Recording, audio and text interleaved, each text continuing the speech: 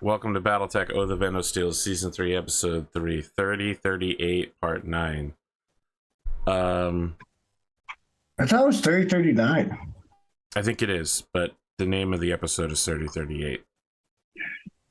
Okay. This whole arc, until you get back to the inner sphere, will be called 3038. Because the exact time that you flip over is a little unclear. You're away from traditional clocks, so... Where we're going, we don't need no clocks. You do need clocks. You absolutely need clocks. Oh no. We made a huge mistake. I just finished throwing out all the clocks. Oh no. All right. Uncle Khan, Yes. you receive a message. Let's see. Where would I be at this time? Like what You are around what time? somewhere on the planet of Karkri. Anytime in the week after Christmas, but before New Year's Day. Where do you want to accept this message at? I'm imagining that I'm at like maybe they had like a guest estate or some sort of like place where they were holding us all up. Sure. So I think I would go to my room. Okay. And take it. So the room that you're given is like a third story. So it is a series of interconnected rooms with stairs that go up and down. So it's more like you have a wing, essentially. Yeah. And the communication suite is on the top floor. So you are in like a fully glass structure looking out over a beautiful Zen garden, and then like these incredible horses, like some fucking Clydesdale shit, are camped up at a farm directly next to the guest house. So you get to look at these majestic things being like taken for a nice ride. You receive a message from Jasper Khan. It says, season's greetings, mother.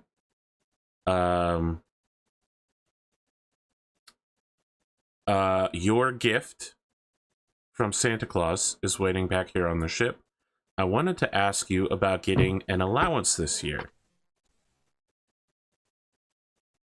Signed, Jasper Khan. And then it includes several drawings of what... So he's never met his father. Right.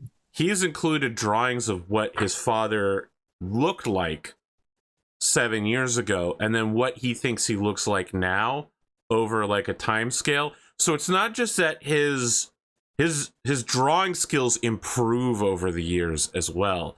So like he sent you, you know, like dozens of images of like, here's dad. Is it kind of like the evolution of man or of like mankind, but it's like it's kind of like slowly evolving to a different form? I mean, it would be that on the show if this was a television show to show the evolution of his drawing skill. But no, for you, it's just like flipping through a bunch of PSDs, you know? Right. And I think like there's a muttering under her breath because I'm guessing this is an asynchronous comm. It is. It takes about 10 minutes to get a message from the jump ship fleet to the planet. Okay. Yeah, so I think it's like just a muttering of an allowance. I wonder what he'd use it for out here. Yeah, because I guess like on the ship, what do we use? We don't have a currency necessarily. Like everyone's kind of working together on certain things. Good, sir. Well, I'm not saying we don't things have like still transit bartering around, and things. my friend. Yeah, money it's lots of talks. bartering. Okay. Let's see. Jasper would still be 8? No, 7. He's 7. I think he's almost 8 now. Yeah. So I think it's getting at close. the end of the year, when we kick over and I do all of the olders, I think he's almost a 9 now, because it lists him as being 7 in the wiki, and it's been almost 2 years. So he should be almost 9 at this point. Okay. So That makes sense. once this arc is over, everybody's going to age up 2 years officially, and then I'm going to copy over the editable wiki over to the public part. Finally, I've been holding off doing that until this arc is over because some of these kids are getting a playable character level of old. Jasper, sorry, I really need to fucking change this overlay. Like, I'm way past. I'm way. Nah, then we have to update the this bingo. Is just unacceptable at this point. Nah, no. Yusuf Wheat, you receive a package. It was sent with you on your dropship, but you weren't scheduled to receive it until Christmas Day. It took some time for people to get it to you because they had no idea who it was addressed to, because the address label says, "You son of a bitch." Okay. Assuming this package gets to me, it's been bomb sniffed and stuff, right? Sure. It's all been okay. Sure. Well, I open up if you the want to pocket have knife. it chemically sniffed, I assume there's due diligence They before. don't believe it is a bomb, but it does contain a flammable liquid. Flammable. All right. Incredible that you asked this very specific question. Well, I mean, I don't know. I get death threats. Sure. Well, it is Christmas Day, right? Yes. If you want it to be Christmas Day, sure. So I grab the nearest person. What day is it? No, we're not doing that. Okay, fair enough. All right then. Yeah, then I'll slice it open. Inside is a cardboard box. The names of all of your mercenaries are written on the outside of it, and when you open it up, inside is a Cephian hand flamer system, the kind that they use to kill the bugs.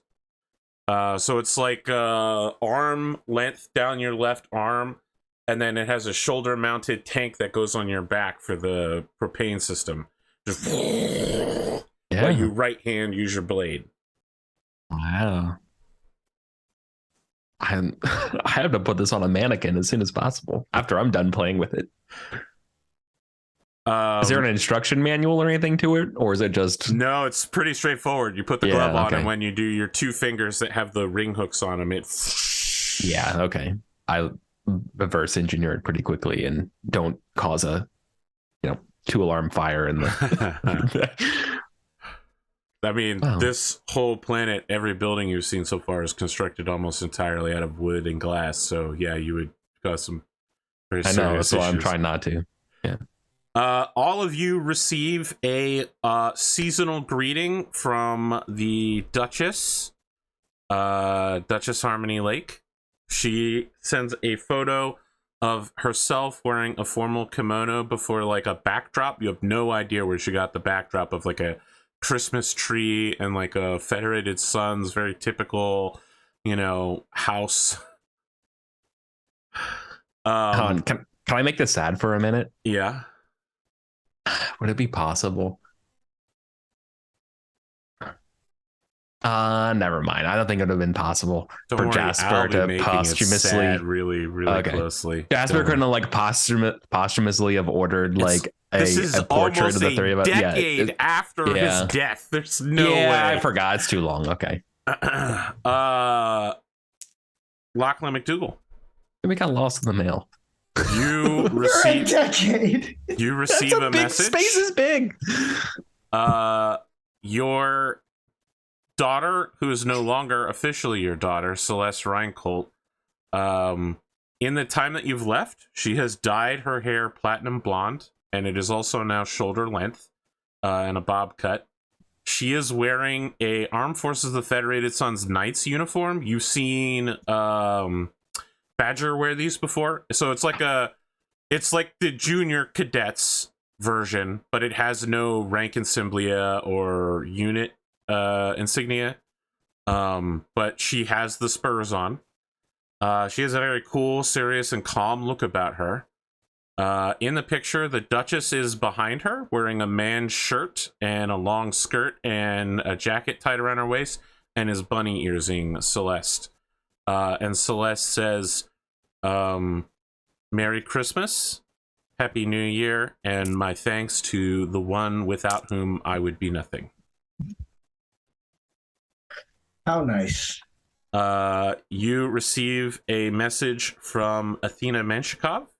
She's wearing the official crew jumpsuit of the Seeker class dropship. So she is technically dressed in pirate or privateer's garb, depending on your interpretation. And she's the one we've determined is evil, Yes. right? Evil is a questionable terminology. She is 11 years old, so it's up to you to determine at what age someone can formatively be evil. Fair enough, but you get the point I was making. Yeah, she's ruthless, and perhaps even cruel would be words that I'd describe her as, but she's also about to go through puberty, so maybe she'll have a rebellious phase and become good.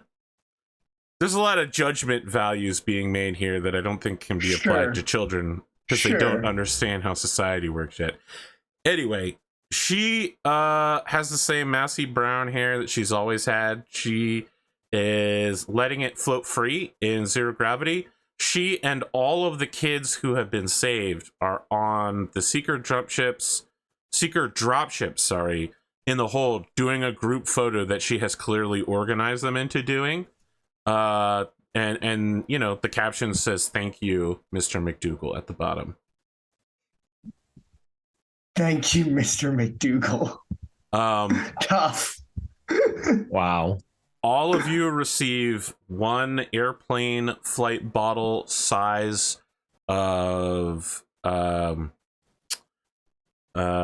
moonshine sake from Morgan Griffin's. And Count McDougal, you receive a package from your son, Angus McDougal. Now, I've seen you in chat say that you think he's the weak or slow one, so I'm here to punish you today for this because I've been playing. I didn't say weak. I think you said something like that. I did say that he's just not as smart, but that doesn't mean he's weak. He sends you the revelation that he has tailored media lessons for all of the kids on the Seekers. So he's gone around and talked to all of them and figured out what they do and don't know. And as a scion of House McDougal, who is providing for future citizens of Whittington, he's used his own noble education to provide a basic series of lessons to catch them all up on what's happened since they've been gone from the inner sphere. He also hand carved all of them toy mechs using wood that they got from the Comstar way station planet. And he writes, "Father, as a noble and as a good kid, it is up to us to uphold tradition and honor like you do while we lead the people forward. I have provided you this," and it is a picture of him holding a hand-woven scarf. The caption says, "I traded for this. I hope you like it. It'll be here when you come back." So he looks kind of... Your daughter looks more like your wife. Your son looks like a combination of you and your wife in a lot of ways. He's Eurasian. He's got this like young, boyish look to him. Black hair, black eyes. Yeah, so now that you have this nice gift waiting for your son who talks about honor and nobility, where are we on the plan to treacherously steal nuclear weapons and betray the government here? I don't think it's so much treacherously stealing it is as it is conquering and taking what is rightfully ours.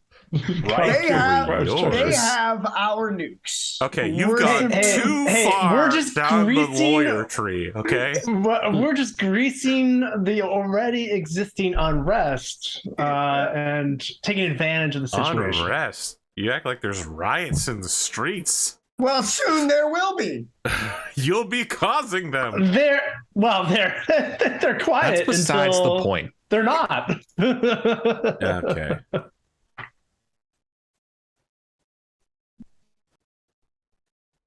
You tell me where we are. I mean, I think Anko was in charge of this plan, from what I recall. So all I remember is that we all had discovered the connection between that tattoo, a theme neck tattoo, and then that we had. Oh God, I didn't write good notes for this, unfortunately. All I know is that planning a coup. That's the extent of my notes. But we had basically set up ourselves to, when the timing was right, determine whether or not we go one path or another. And I think that moment was like, remind me if I'm wrong, guys, because it's been a hot minute. But it's around whether or not the momentum was going forward, because like basically we were gonna support the existing government, or we were going to betray them. But either way, we had this like third thread where we wanted to get the nukes. Either way. My understanding was that we were going to betray the existing government and then use the chaos to get all the nukes. Got it. Okay. Yeah. So we were going to originally go along with the coup situation, but there was at some point there was going to be a double cross. Yeah, they thought that they were just giving us one nuke and we were going to take all of the nukes. That was my understanding of what we were doing. Got it. Okay. So I feel like this would be the time to, and this would be something that I'd proposition to you both as kind of like, or at least to McDougal, because we do have the special forces team who could go in to retrieve the nukes. They'd probably stand the biggest chance while the coup is happening. Does that make sense? Seems good to me. I don't really remember what we planned on doing last time, but your plan I don't think we was really had to much of a betray plan. both sides. Rather than acquire one nuclear weapon, your plan was to betray both sides and then take their entire arsenal. Yeah. But I'm not sure how we were planning to execute you had not that. gotten to that yet. Your plan was at the party, you will X. Okay. So I think we egress to some or rendezvous at some location to concoct this at least partial plan. Let's say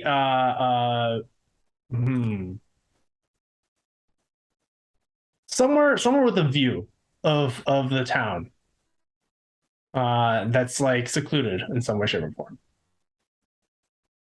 So I'm thinking like a cliff edge or something like that, out in the wilderness here, to some extent, like kind of outskirts of the city.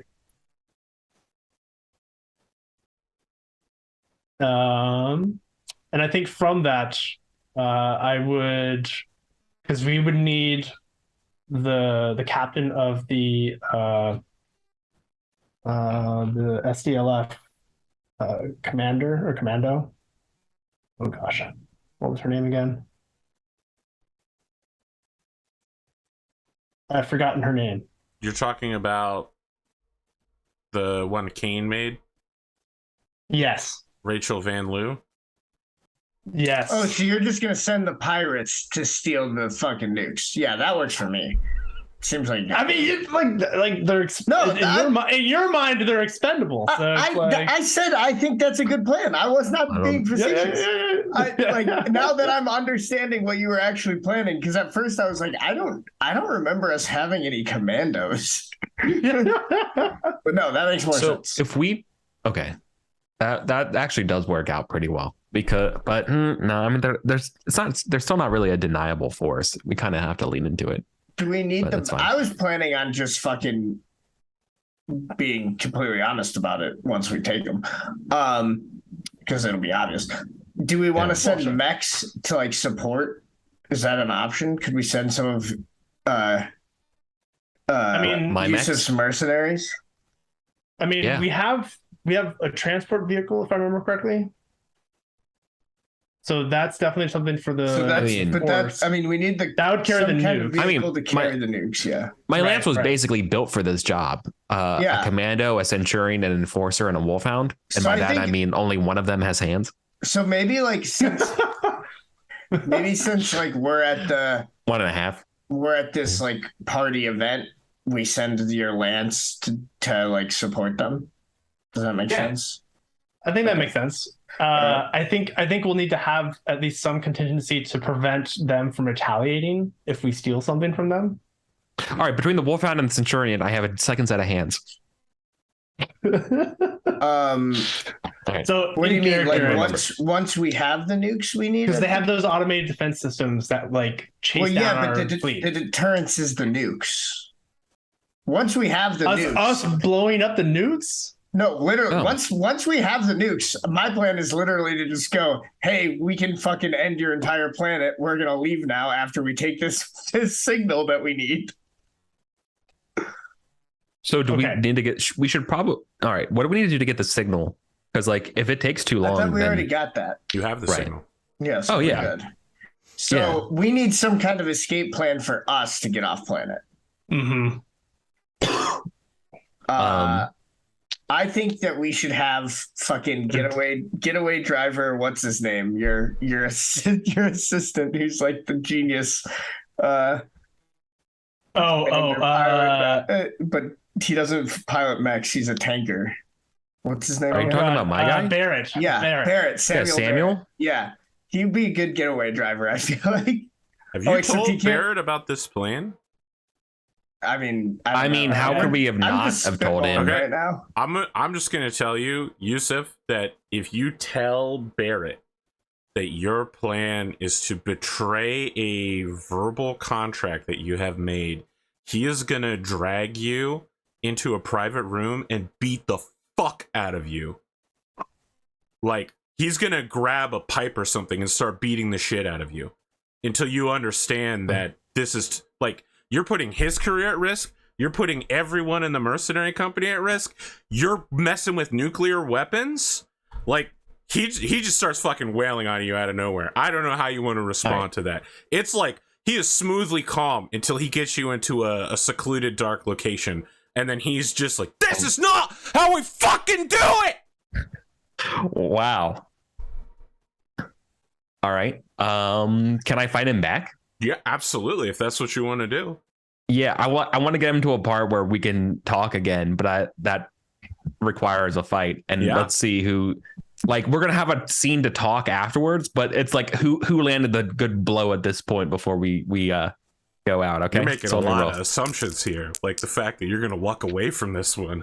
I got a 13. To be clear, I'm a bit confused. Is like he doesn't need to know that we're betraying anyone. He just needs to Like, know that hang on. he's helping us get off planet, doesn't he? This is not part of the MCRB.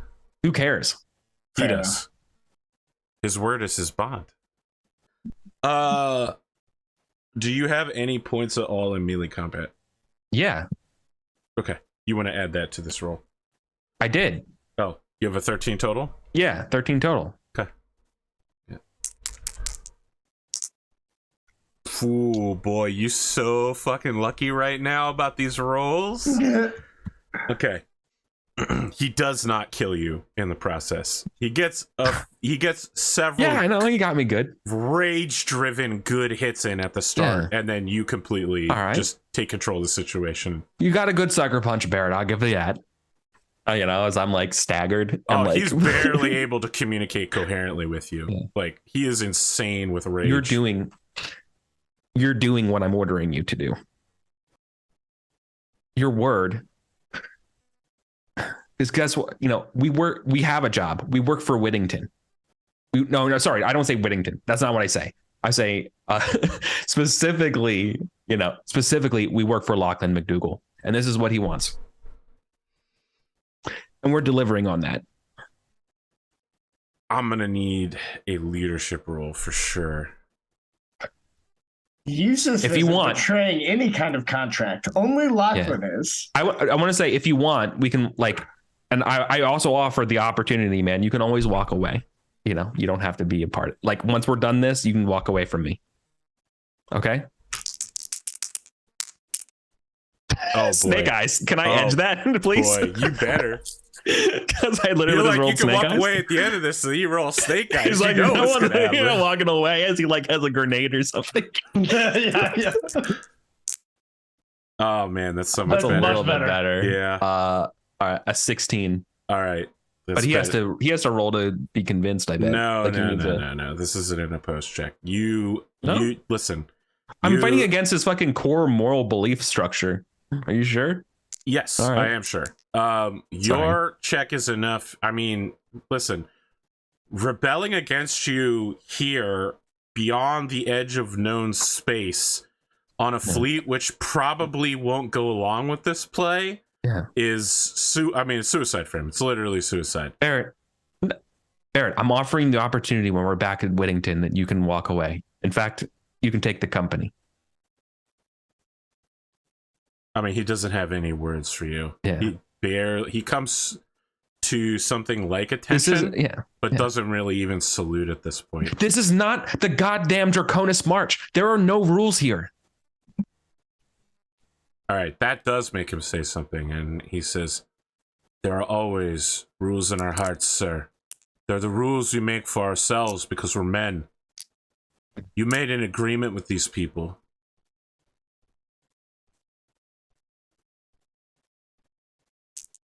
So what? That's the problem, sir. So what?" You don't...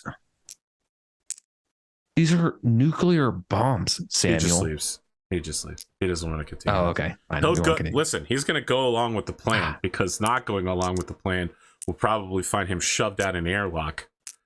I don't know if Honestly, I don't have it in me to kill him. Following along with the plan is going to get him shoved out of an airlock too. The way this is going. Yeah. I don't know. Like, is this like extremely out of line to double cross a random SLDF depot? I wouldn't even call this an SLDF depot. It's got one.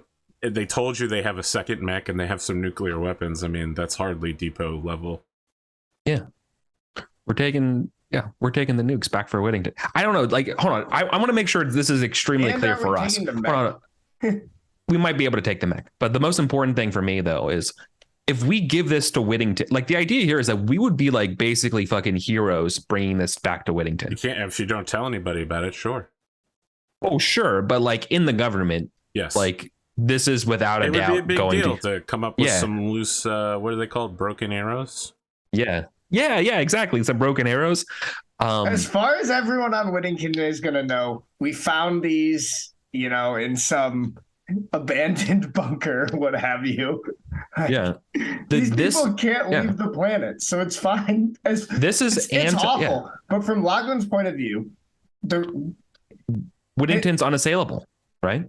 The moral calculus here, Sam, yes, it is definitely very out of line to just come here, take these people's hospitality, and then rip them the fuck off. From Lachlan's perspective, he doesn't give a shit because there's no consequence that he can seize as long as he can get away with the nukes, because these people can't get back to Whittington to cause him problems. And so it may as well just never have happened. So yeah, like I get why Samuel Barrett is pissed, because it is a morally abhorrent plan from the perspective of making a contract, but Lachlan just doesn't care. I understand. Oh yeah. Okay. So we're agreed then. What is the plan then? Barrett leads the mech contingent on the bunker where the mechs are, or where the nukes are held? No, that was the Van Loo was going to be leading the mission to retrieve the nukes. So Barrett was going to be the retrieval squad to get everyone part of the logistics squad to get everyone off planet. Well, I just realized that Barrett doesn't know how to fly any kind of aerospace or anything, so that is correct. He's probably not very useful for that, actually. We probably should have him lead like the mechs. Van Loo leads the ground force, and then we have somebody else as the getaway driver. I mean, almost certainly, given that there's only one infantry transport vehicle in your entire fleet, and it's driven by Samuel Barrett, probably he'll be dropping the kids off to go blow up the nuclear facility and steal everything inside in his scimitar. I'm wondering if there's anything, if there's like if I have to give a speech to my lance or not. Oh, your lance doesn't give a shit. Yeah, that's what I thought. Yeah, no, it's just Barrett. So do we have a getaway driver for us? The most important thing right now is that we can get both the three of us and the nukes Where off plan. are then the question is, where are the three of you going to be when this goes down that you need someone to get you out?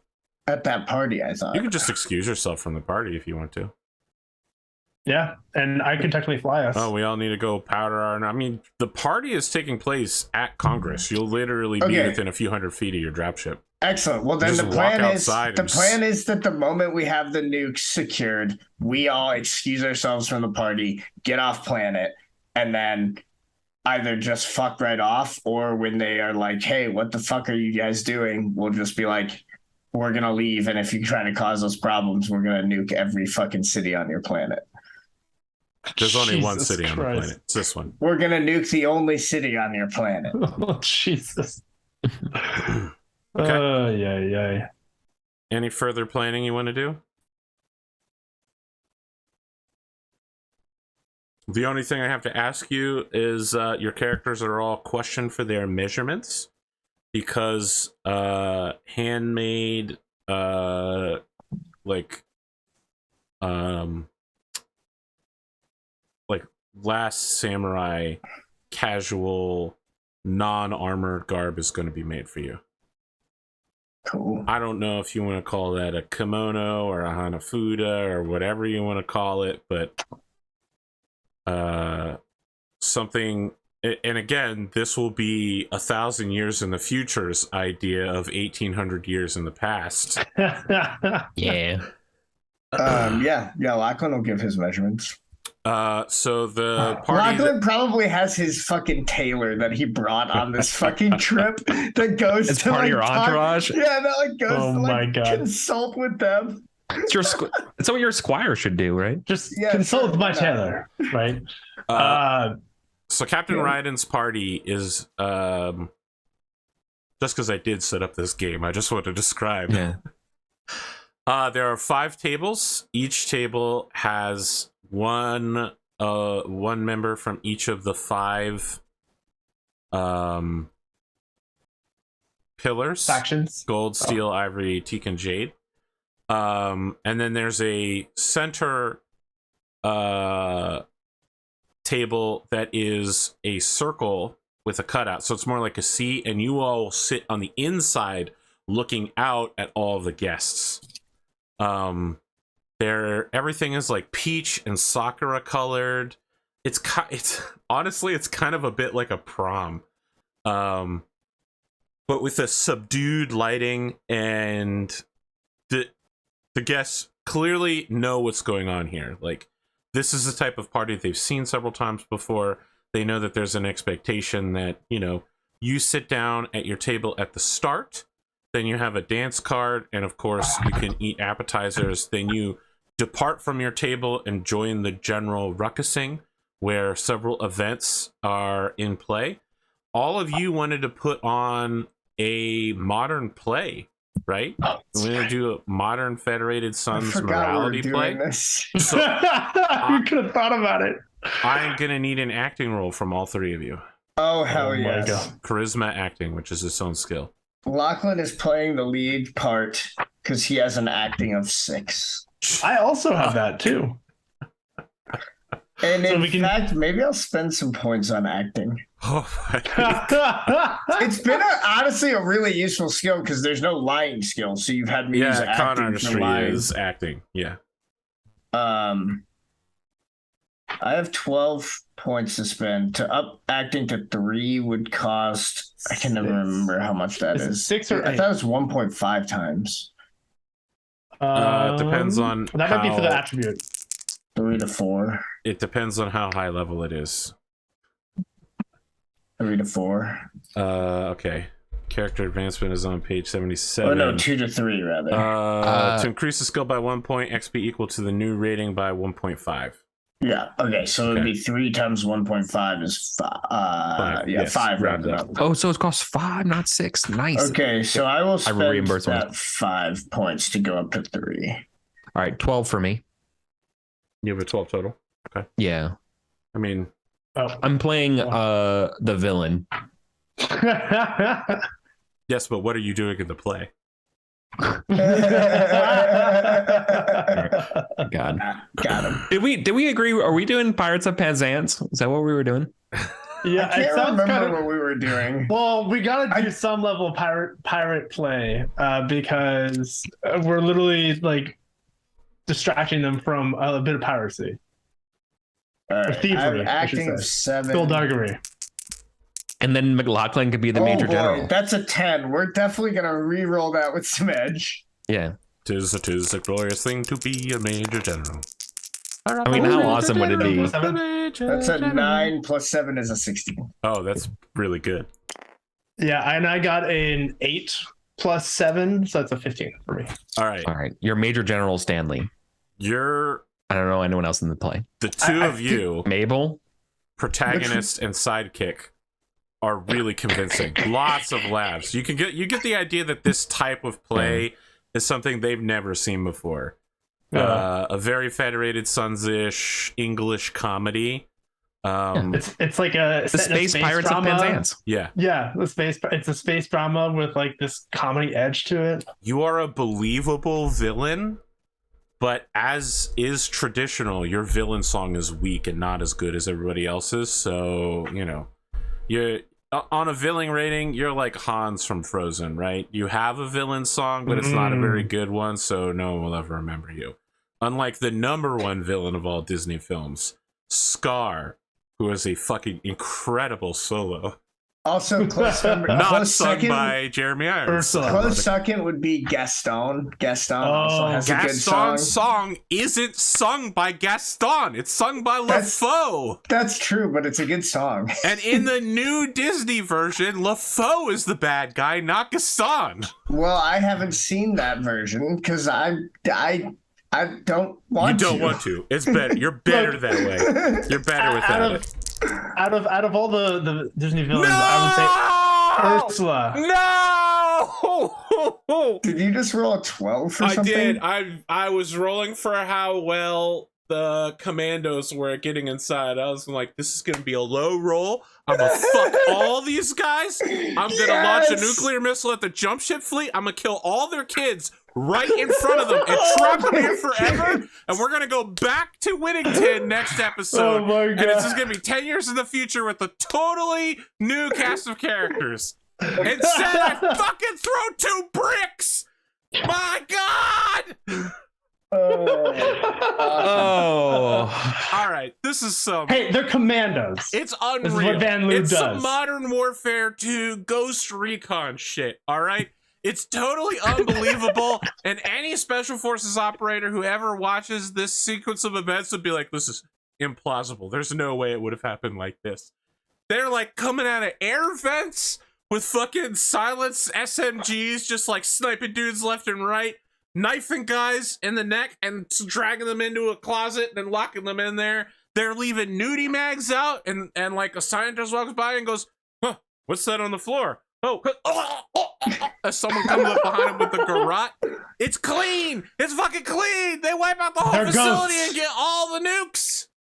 Ghosts. 2 6s, motherfucker. Unbelievable. You absolutely love to see it.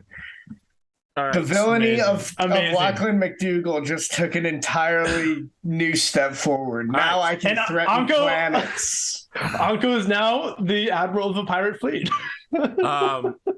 Anko, you get a message from Van Loo. It's in battle code, but basically it reads shorthand saying, operation successful. not compromised, completely dark, in possession of 18 nuclear weapons. Wow. All of them are dated 200 plus years old, severe decay. Oh no. That's fine. Yeah, they're dirty ass bombs, bro. They're fucking dirty. Doesn't matter. Just to be clear, they're all still sealed in their case. Yeah. As long as nothing happens to them. As long as you don't knock them over and something gets loose. I thought they're leaking radiation. No, that just means no. They are leaking radiation, but they're leaking radiation inside of the shell that they're contained in. Oh, see, At this I thought point, disarming these things is nearly impossible. You gotta fucking bury this thing in an ocean somewhere. Yeah, I thought the uranium decayed. It is. That's exactly what's happening. Right. So, but it's to the point it's no longer 239. Can last for. They estimate that some American nuclear bombs will still be good in 100 plus years.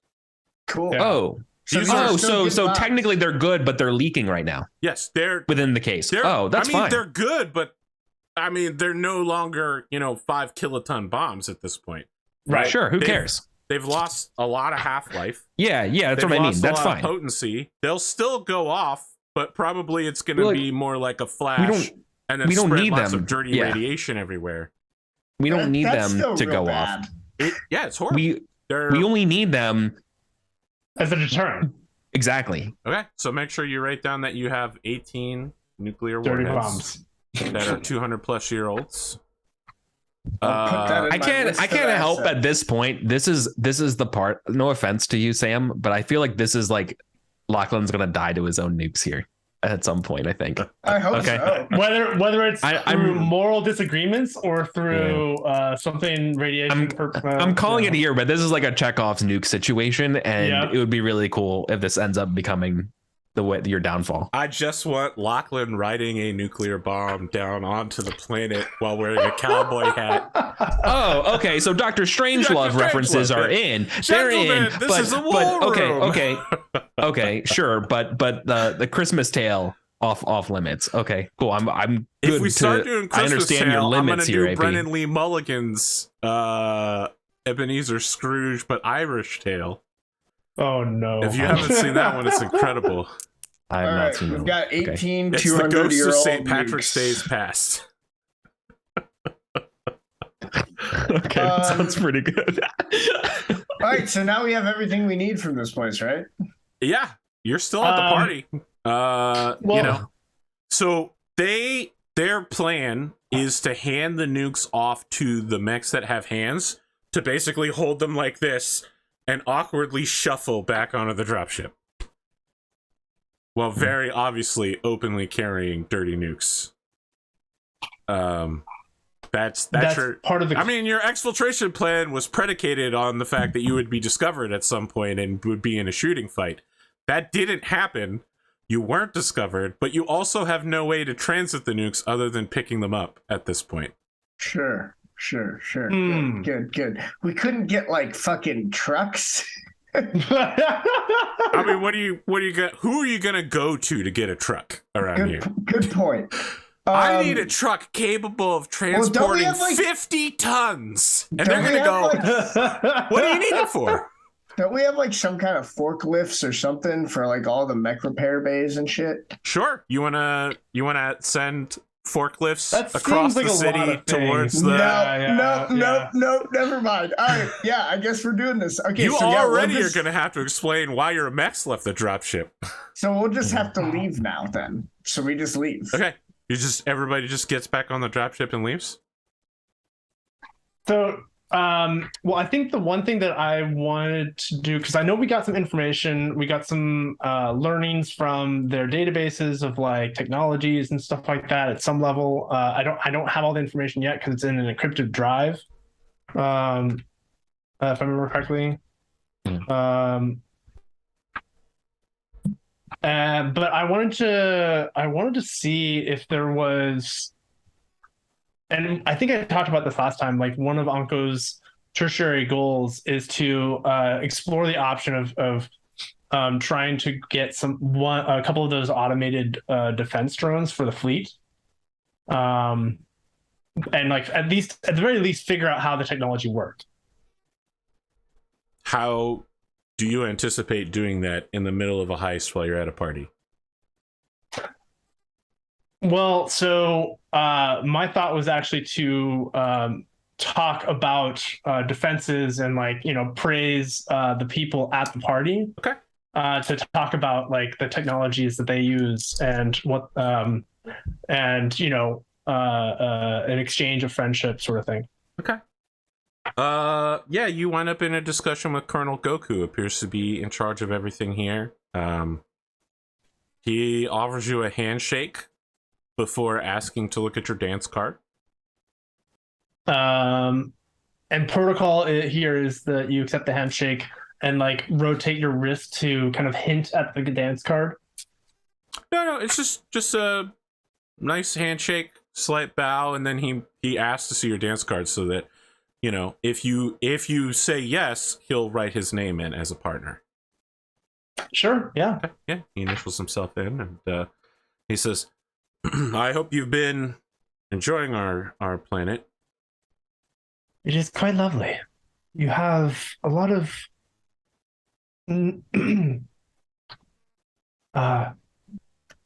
tools at your disposal that lead to a happy life here. Yes, we have done what we can in order to facilitate happiness for everyone.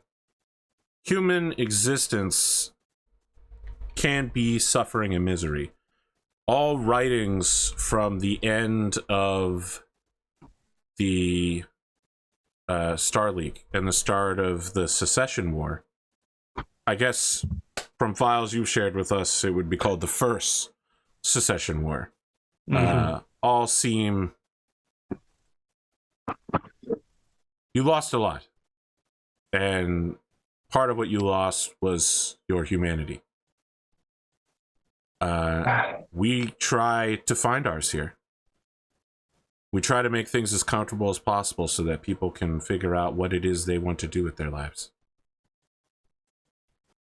Indeed, that does sound like an ideal that a lot of us out there have lost. I am curious. There is much knowledge and technology that you have access to that allows for these things. May you exonerate me with some tales of one how you accomplish all this. And we do this as like we're doing like a rotation of dance, and perhaps we can learn from each other. We don't maintain the advanced manufacturing capabilities necessary to, for instance, I'll be honest with you, the Atlas 2 we have out there just simply isn't up to spec. We can't repair the primary cannon. But things like the Black Wasp interceptors we store them in a shielded base in the asteroid ring, and as a result, they are in vacuum. They don't require part replacements. They only encounter radiation when they launch on patrol. Things do not degrade, grow old. Sometimes wiring has to be replaced, and we have an understanding of how the circuitry works and the programming, but there's no bugs to work out. They were solidly manufactured at their time. So, do you understand what a software bug is? Yes, actually. Okay. Okay. No, all right. I'm but quite, why male quite models? knowledgeable about these things.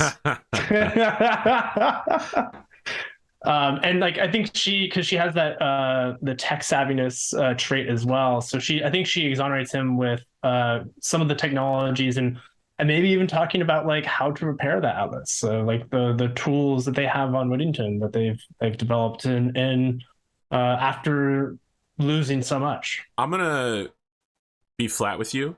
The tools you're describing are like so old and decrepit. Yeah. Like the level of technology you're talking about trying to repair is an entire generational leap. Like it's the difference between it's the difference between muskets and riflery, essentially. You're like, yeah, you just stuff a ball and then you put some powder at the end and boom, it goes out. And he's like, you have to very carefully manufacture the barrel so that there is a groove. The shell's casing. Okay, you understand that we're gonna put the gunpowder inside of a case and it's gonna push the bullet out, but we're gonna rotate it so it goes much farther, more accurate. Like you're like, yeah, we have some very impressive muskets, and he is like, right. So I'm talking about maintaining a rifle. So I mean, I think there's some level of he is trying savviness. to humor you, and you understand that his knowledge of the technology may not be personal. Like he probably couldn't take a black wasp apart and put it back together, but his people know how to do that, and it's clear that your people don't. Right. And I think that's one of the things too, where it's like we have learned things from that SLDF cache that we found a while ago when Kuro, but that's not like at the deep technological level, right? Yeah. So I think we now have some technological insights that we've gathered from this place. Sure. I'll let you make a roll to see what you can remove. Sure. And I think in this like instance, maybe he's like casually saying like, well, if you do this, and like kind of maybe correcting some of the technical savviness that I was talking through. I will let you make one of the following checks to have over the week gathered information necessary to upgrade your understanding of technology. Okay. Streetwise, science, investigation, stealth. Let's see, where did my there it is. I was like, where'd my spreadsheet go? Let's see, what you said, investigation or stealth or streetwise? And science. Science, that's right. Okay. Let's do investigation. I have a 7 in that one. Oh, yeah.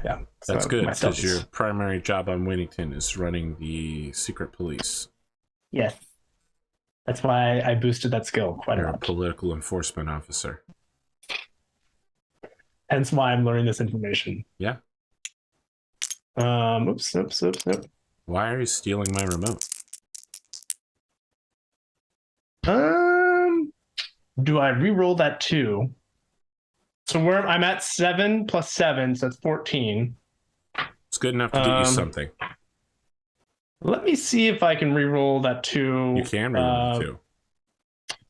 Edge allows me to re-roll 1 or both. Oh, Jesus. All right. Well, I seem to remember it's 1 or both. It has been a while since we've done this, so let's see here.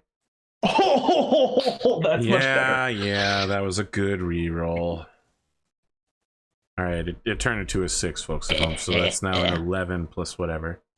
7, so 18 total. I think that you somehow, like, their idea of data security is different than your idea of data security. Mm-hmm. Their whole population has access to the blueprints for the Atlas II and the Black Wasps.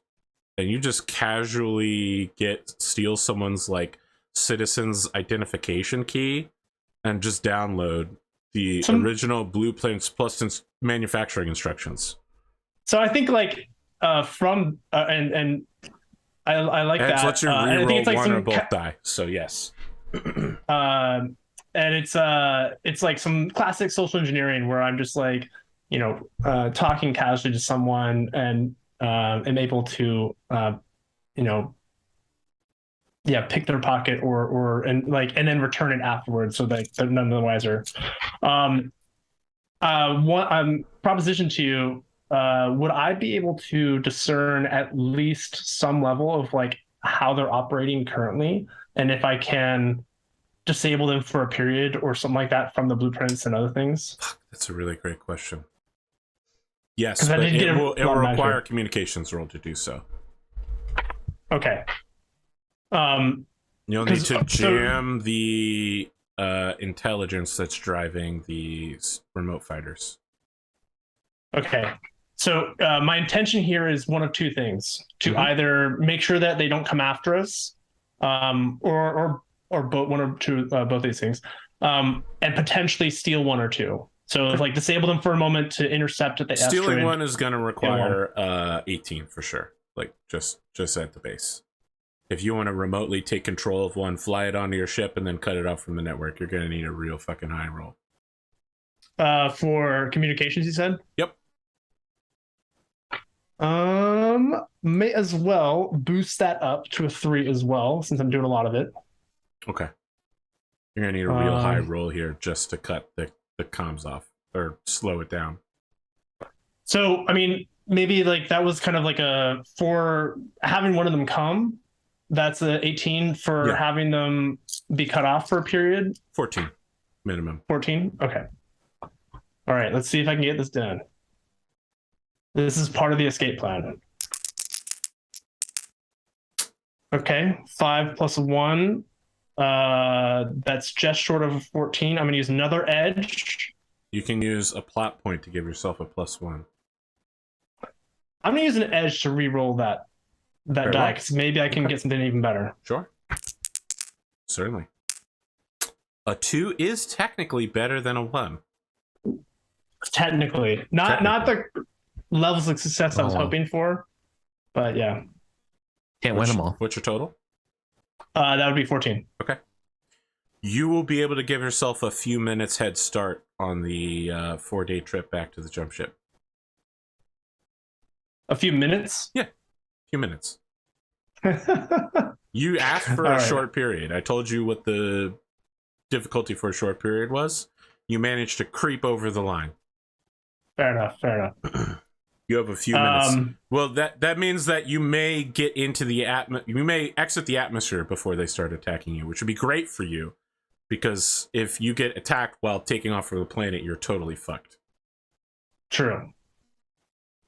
You're just dead. There's no maneuvering. There's no dodging. No, but they're also dead, because then all 18 of the bombs are going to land on their planet and explode.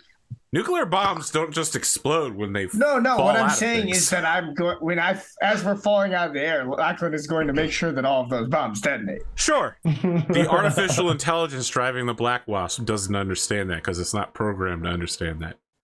All it knows is engage priority target, eliminate. Yeah. So that's if they engage us. So like if there's signal to engage us. You will have a few minutes where you have implanted a line of code. After him mocking you about, do you know... I mean, it was mocking, but he didn't understand if you guys even knew how computer programming worked anymore.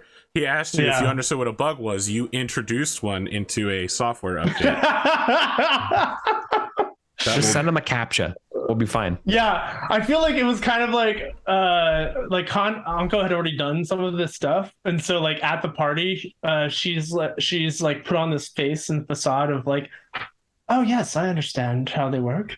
But only in this mansion. I've pushed a GitHub update in my day. Just I know what that is. Yes, I've worked with the CI/CD pipeline. You lost me there. You're way past me. All right. So, is there anything anyone else wants to do at the party?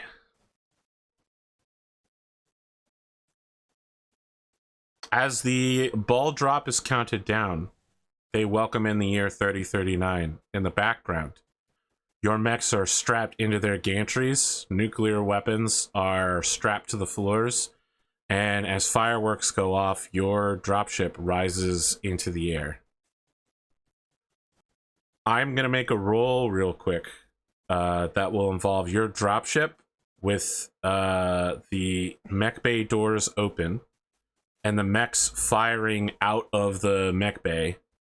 To see if they can at least ward off the interception fighters over the next 4 days.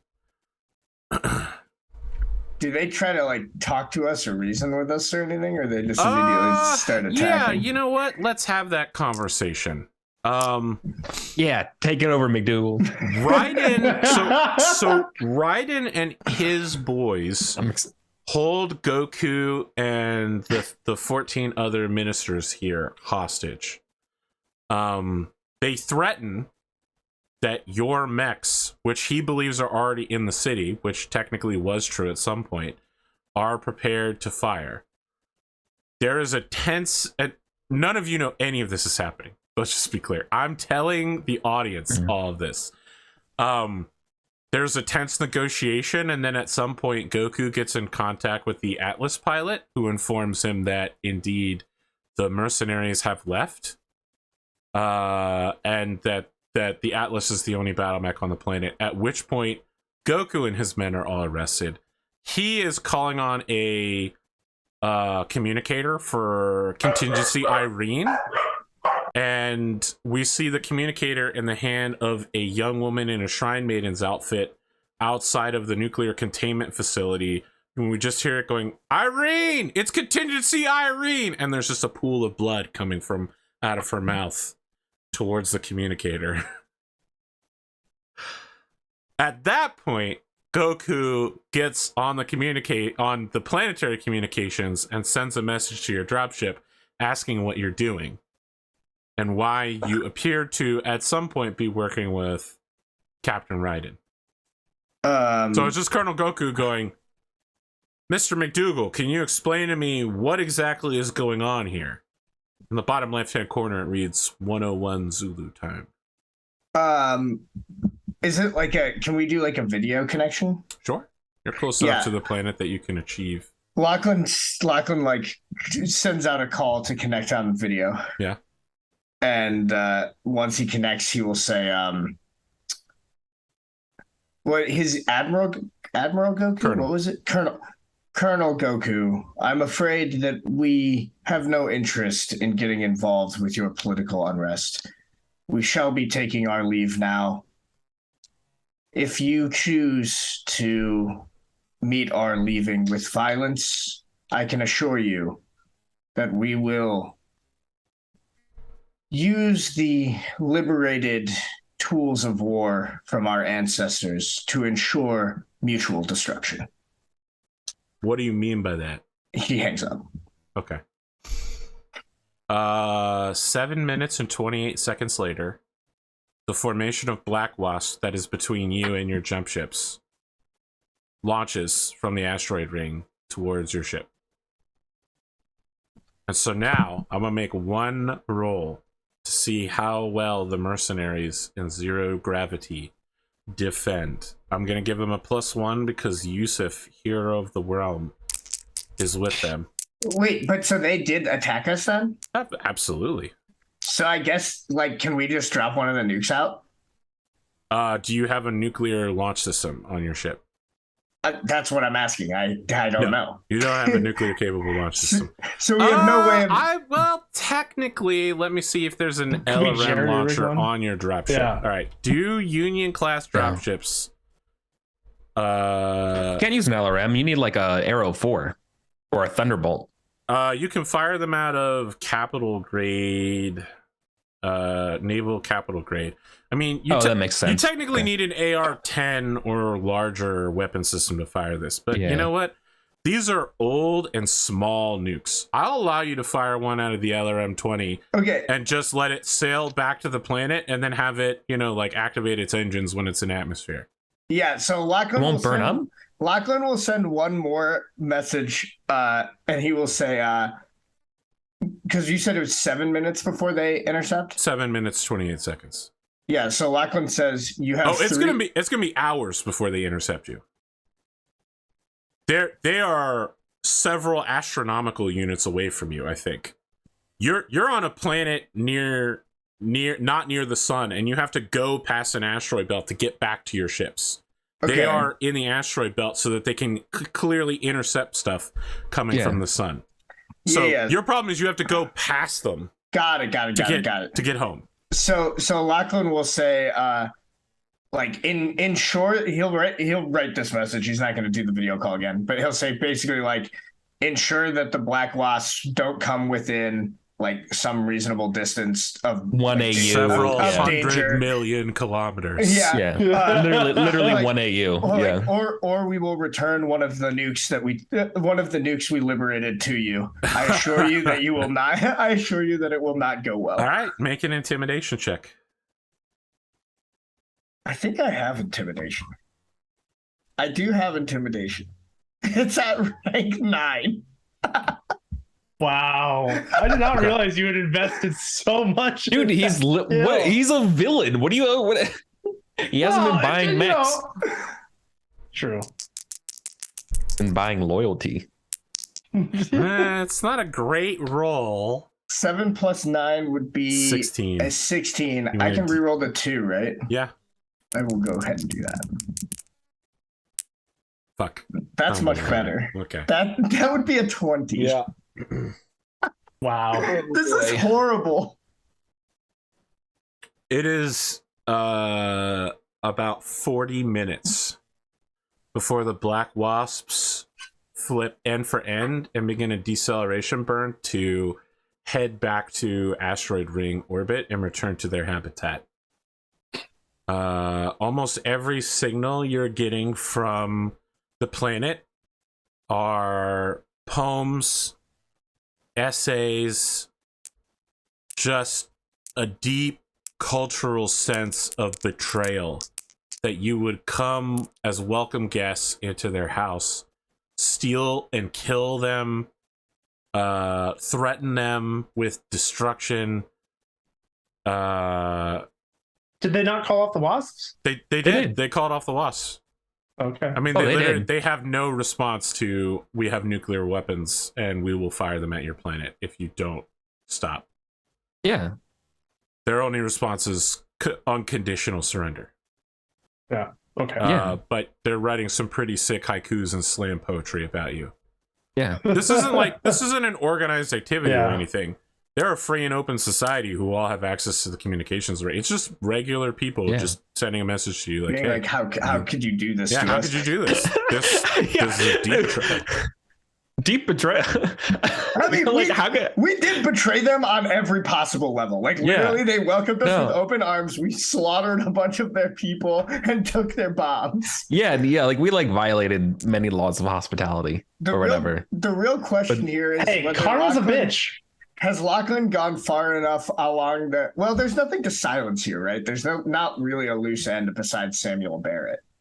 When you make your way back to the jump ship fleet and you begin transiting, storing everything, getting all of you back to your proper place, Lachlan, you return via a shuttle onto the primary jump ship. Your daughter is waiting there for you.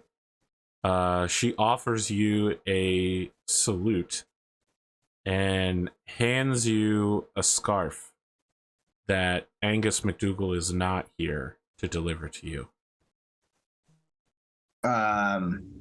Lachlan will take the scarf and will say, "Where's your brother?" He said he doesn't want to see you. He doesn't understand your brilliance, father. I see. He's busy crying in his room like a little boy. Oh dear. Lachlan will say, oh boy, what does he say? Before we hear what Lachlan says, I want to know what he feels, knowing that his own flesh and blood, his son, who bears his family's name, is deeply, deeply emotionally entangled in what you have done here. This betrayal. So I think Everything you've considered, the power, the glory, but your own namesake is shamed by your actions. So I think this is really where we like see how far Lachlan has fallen, Lachlan, right? How far have you fallen, Lachlan? He like feels he feels disappointment, but not in himself, in his son, right? For not understanding that this is so clearly the right path forward. This was so clearly the right answer to secure Whittington's power. And This is your Palpatine Dooku moment with your daughter, where you stand behind her and put your hand on her shoulders and go, "You are the one that I raised, daughter." Exactly. No, he feels like, and then I think maybe like there is sort of deep down this like twinge of like, the Lachlan that we started with, who was like kind of an entitled piece of shit, but wasn't like a horrible monster. Kind of, that part of being like, what are you doing? Like, you're just becoming exactly like everything you hated and swore that you were against when you were on Solaris. But, that gets sort of stomped who you're acting down. like? Your father. Exactly. But that just kind of gets stomped down. Blackwood isn't ready ignored. to see that, and he doesn't have a therapist, so. Exactly.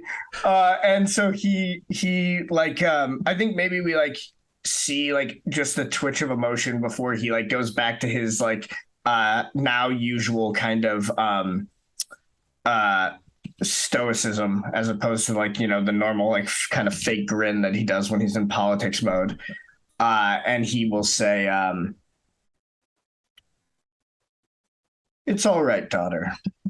You understand better than most. He'll come around in time. With your help."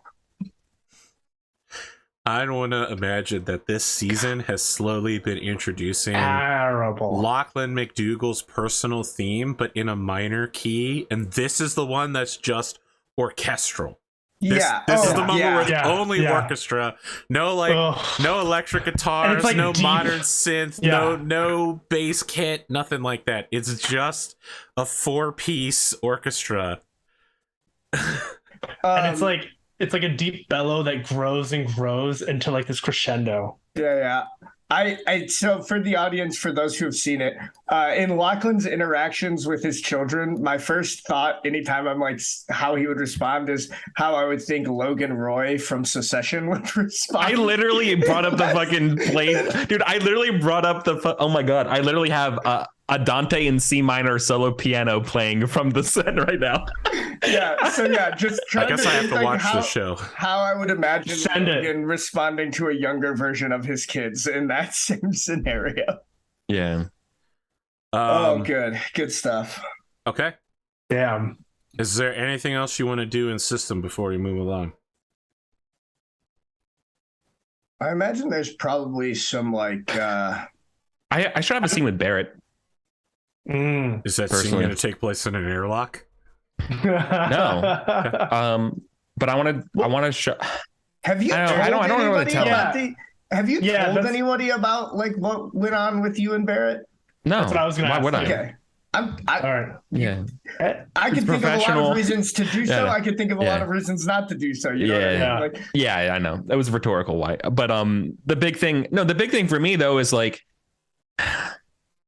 with your fucking theme song playing, like I'm obviously torn up about following this for you and doing this, but at the same time, like watching them capitulate entirely because of the nukes is exactly why we did it and exactly why I went along with it. And knowing that Whittington and Tamari would be safe forever. Okay, actually, that's it. I think we need to have it. I think there needs to be a scene between Yusuf and Lachlan about this, right? I mean, maybe Yusuf very clearly has some pipe marks from where he was beaten. Right. Yeah. Bruises. So like I think maybe Lachlan, like after everything is settled down and they're getting ready to like jump out of system, Lachlan like invites you to his like little office area.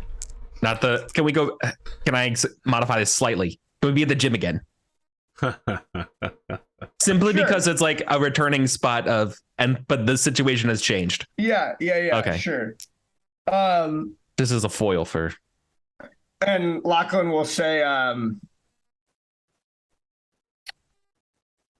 I recognize your reticence in what played out on planet Yusuf. I wanted to say that I appreciate your help.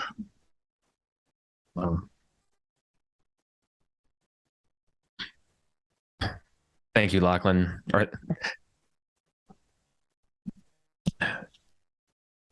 At the end of the day, I serve you.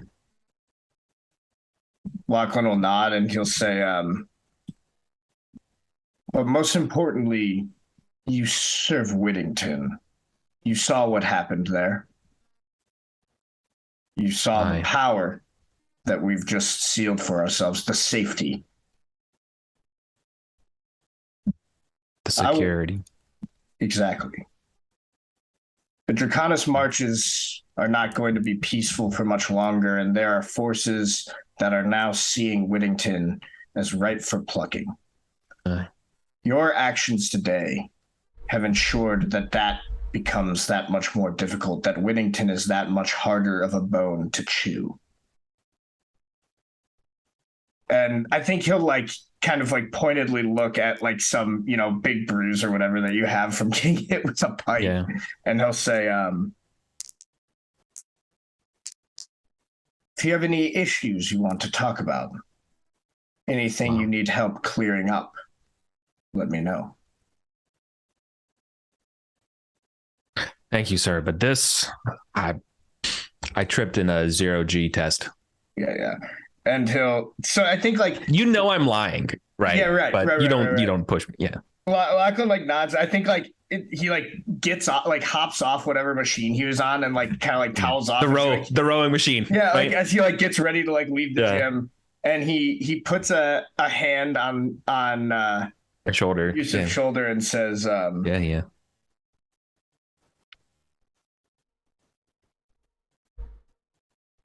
Know that I keep you in my mind. I had great love for your half-brother, and I will see that your house flourishes with Whittington. Just always remember, what I do, what I ask you to do, is for you as well as for me, Yusuf. And then he'll just walk out.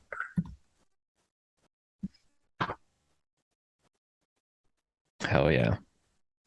I want to be the son that you wish you had. Yeah, exactly. You know what I mean? In a way. Or actually, I think you know the last My last boy moment. Angus, I will take the child. Okay. But before we walk out and it's almost like the camera follows Lachlan, and as soon as he's out of earshot from Yusuf, he pulls out a communicator or whatever and communicates a message to either Anko or one of her people, and it's just I want to know what happened to Yusuf, who hit him. Find out for me. What's the end game here? Or is it push Barrett out an airlock? I mean, once he knows who it is, then it just is going to become a question of how it gets played out, right? Once Lachlan learns that Barrett did it, he's going to probably try to convince Yusuf that Barrett's got to go, but he's not just going to off him without Yusuf say so, because it's more important to keep Yusuf. It's going to take them a little time to come to that understanding. Yep.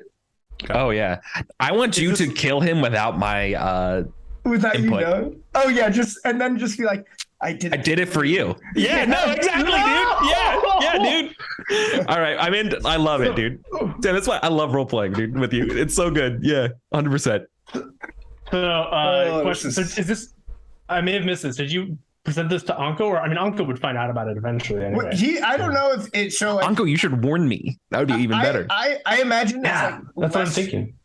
So you tell me, Eddie. He could have been directly talking to Anko when he was talking into the communicator, or it could just be one of my people, one of your middle management people. You know what I mean? Right, it's this isn't necessarily something that I would ask you directly because you've got so much bigger picture stuff on your mind. So I think it's kind of up to you to dictate the kind of relationship that Lachlan has with your power structure. Would he do that, or would he talk directly to you? I think because you are kind of my guest on this ship, on this fleet, it makes sense that you would send that to me and I would delegate. Okay, in some respect. So then he just sends you a voice memo. Right, because I basically don't want you to feel like you can directly go to people that are under me as a way to maintain that hierarchy. Sure. So I think my people are sent out and with explicit instructions of determining who it is that Yusef was attacked by. So maybe like looking at footage or like finding kind of like where they ended up, like where they last met. We'll come back to this. I want to see this hatch, but at a later date. Okay, sounds good. It's a good slow burn thing. Yes, I like it. You jump to the final system, which is within one jump. It has no official name. And while there, you receive the burst of the signal that you're looking for. The jump ship is not here, but you receive the signal that would be coming from it nonetheless. Okay. I will offer you all two possibilities. One, I will give you the Trifid cipher and you can decode it yourself. Or you can make a communications roll to decode it and I will tell you what it says. I like the idea of doing it ourselves, guys, but that's if you do it yourselves, do you know how to cannot decode use a this decoder. cipher? You cannot use a decoder program. You have to do it by hand. That's all. Do you know how to decode this by hand? Because I have no idea where I would even start with this shit. Learning how to code and decode a Trifid cipher takes about 20 minutes. Yeah. It's going to be a break activity for sure. Well, I was thinking of doing it in the next. Eddie, like if you're interested in doing it and want to take that on, I go with God. You have my blessing. I didn't know that. So a Turpid cipher is what you used in the Enigma machine. No, Trifid. Trifid means a 3-part code. Oh, okay. So not Turpids. No, Turpids is the name of a ship. Yeah. Okay. Perfect. TRIFID. Trifid. Yeah. So Eddie, if you want to do that, yeah, go for it. Okay. Yeah. If that's something that I can do between this time and now and the next. I'm gonna send the encoded text and the key, which you have gained through all of your mini checks. Awesome. Good stuff. So the top message is the encoded text, and the bottom one is the key you need to decode it. Okay, cool. Yeah, I'll work on that in the interim. So we jump into the system, and like I think it's kind of standard protocol of get a lay of the land. Sort of situation. It is a planetless sun. Interesting. Do we detect any kind of debris or trails or anything like that? Nope. You just every few minutes you receive the signal that you've received at other locations. Okay. Here. Okay. So I think. Now, to be clear, normally those signals are accompanied by the jump ship arriving, sending it, and then leaving before anyone can approach it. That is not the case here.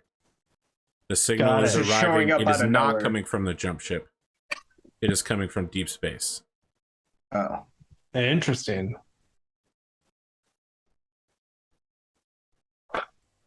Is there some way of determining I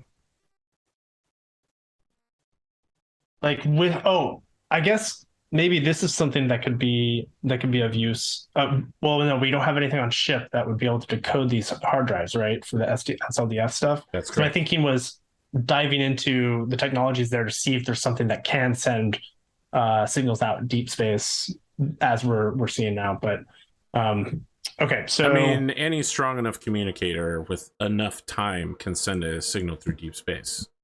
Right, sure. It's a question of how long and how strong the signal is versus its origin point. Would I be able to see if I can determine that? Like how far the signal is coming from at this point? I think that the more points of data you have, the better off you are. So like if you were to spread some aerospace fighters with like a electronics package kit out, millions and millions of kilometers away, you could kind of get a general triangulation on where the signal is. Sure. I mean, if the current goal right now is to so you need a week figure of out the next bathing in step. sunlight in order to recharge the jump ships, essentially. Right. So you're okay. here for a week either way.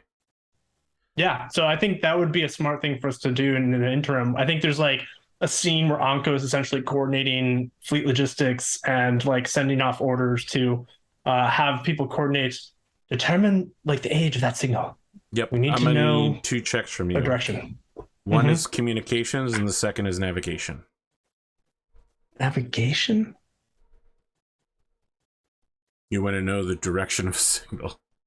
Navigation is as close as you can get to the literal definition. What about, oh, that's piloting for mechs. Navigation is an intelligence role? Yes. As is communications. Okay. Yeah, I mean, we're just determining.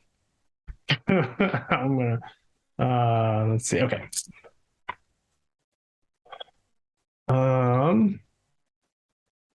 Well, all right. So start with the communications.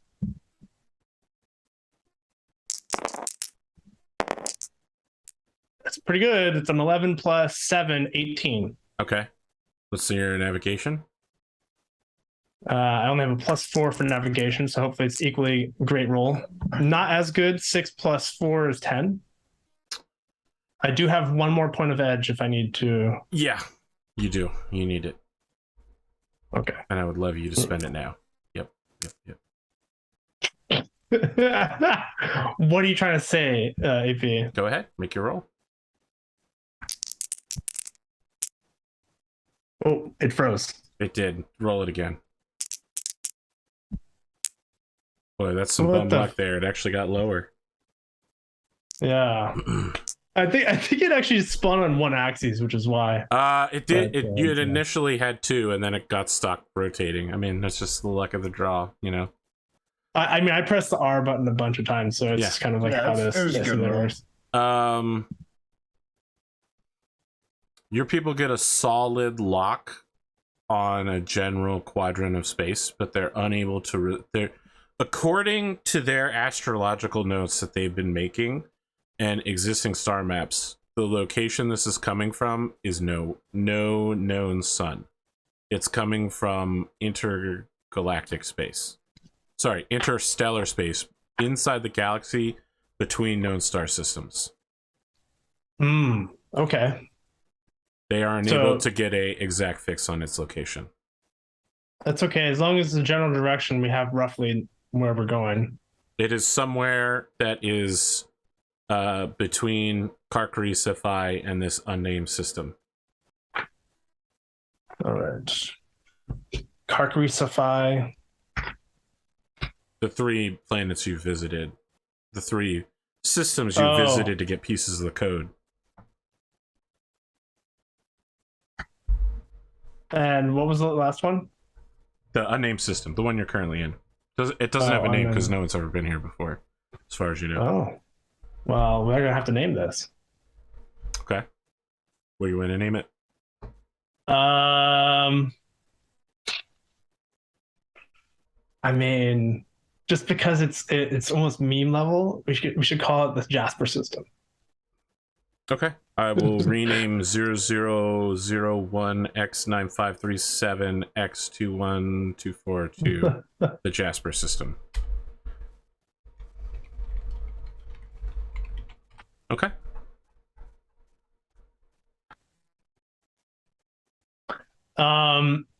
Yeah, so I think that's mostly what Anka would be up to during this week. Also talking to her son about the allowance and like figuring out why they want an allowance to some extent. Whether it's, I think like her way of mothering is that she's a little bit more subtle about it and kind of works around the conversation. Yeah, your son doesn't want to talk to you.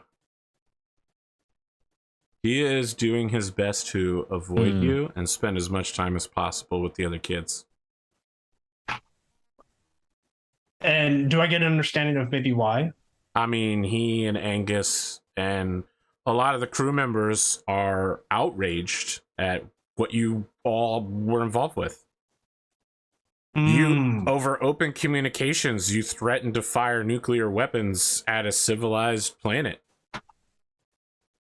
that you stole from them. Like, there was no hiding that you did that. Like, the whole fleet knows that you did that. The pirates don't care, but your son, who is supposed to be an honorable noble, is doing a wake-up call. Mm-hmm. I think there's like he and Angus are reaching a point in their life where they realize that their parents are not the good guys. Yeah. And that's fucking rough when you're locked in deep space in a metal tube with them.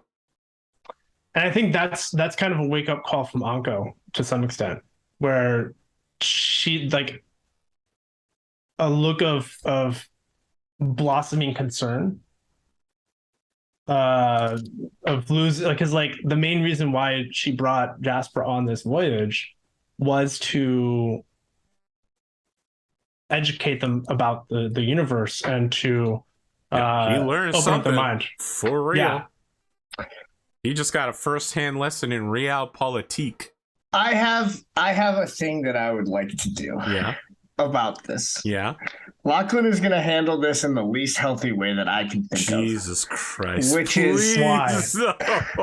Which is to, instead of try to like have a frank conversation with his kid, he's instead going to try to construct Jasper Hiroka as kind of like a perfect role model of like everything that these kids like think that a Federated Sons noble should be, and be like, well, sure, like my dad has like gone off the bad path now that his friend Jasper isn't around to help him out, but like as long as we're just like Uncle Jasper, like it'll be okay. Basically just like try to get them to replace the hero worship of their parents with hero worship of a dead Jasper that just like never actually, like a version of Jasper get a that picture never existed. All right. Get a picture of Jasper in the style of those Obama posters. Exactly. Oh my god.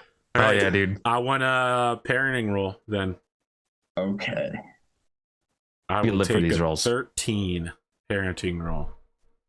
I Parenting have is a skill? 6 in parenting. It is Yes. not, but you can do knowledge anything. So No It's parenting. acting, actually.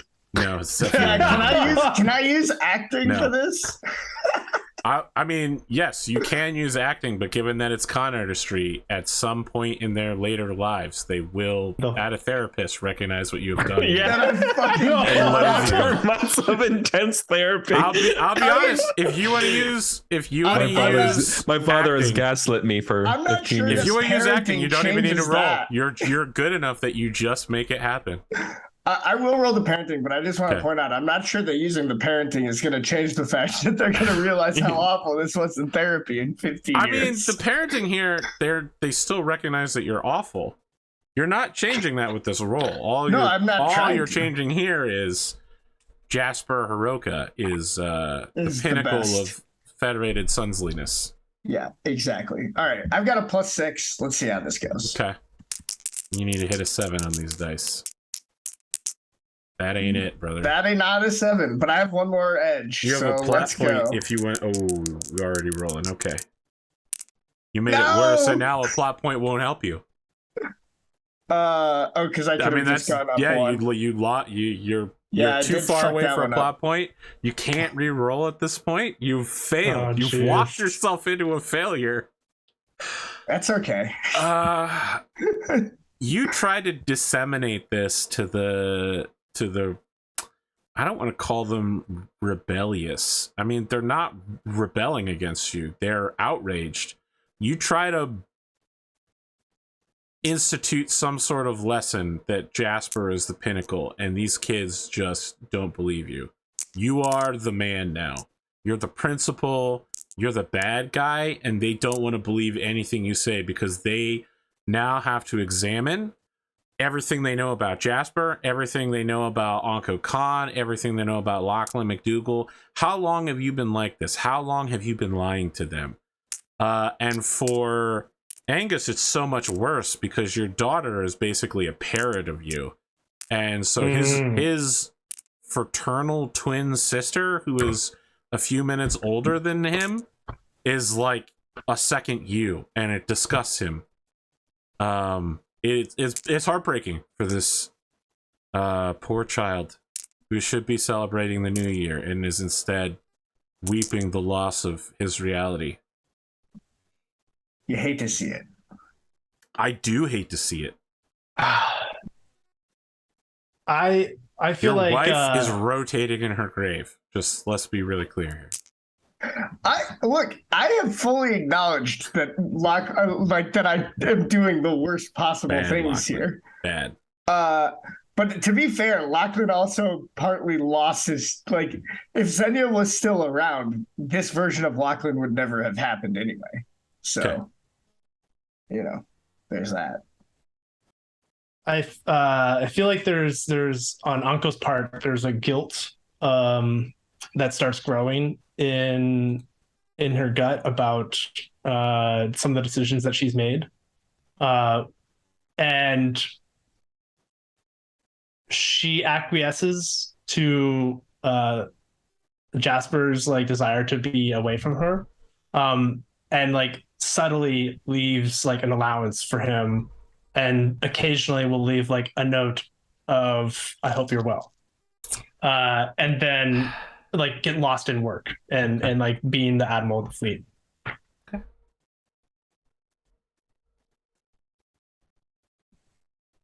That is all I have for you, because the next thing will be whether or not you have successfully decrypted The cipher.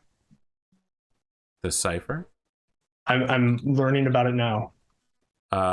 When is the next so time cool. we can meet? I know that it sounds like November's Tomorrow. pretty rough. Tomorrow. Tomorrow doesn't work for me. November is going to be very tough for I me. mean, if I'll be that's true, honest. I'm shutting down for December. So do we just want to Sure. look at January? I hate to be that guy, but I may have to do that because I have a wedding on the 5th, and then I have a 30-page paper due the following week. Okay. I mean, that's pretty reasonable, dude. Yeah. So I, in theory, could try to play. Oh no, that's Thanksgiving. So yeah, I'm out on November. So let I'm me sorry. say January 8th will be our next session. All right. That works for me. That's rough. There will be That is rough. one more episode of Oath of Endosteel this year, as Paul Kahn and I sit down and discuss what's happened in the 3 years Yeah. since he has gone I know missing. Exciting.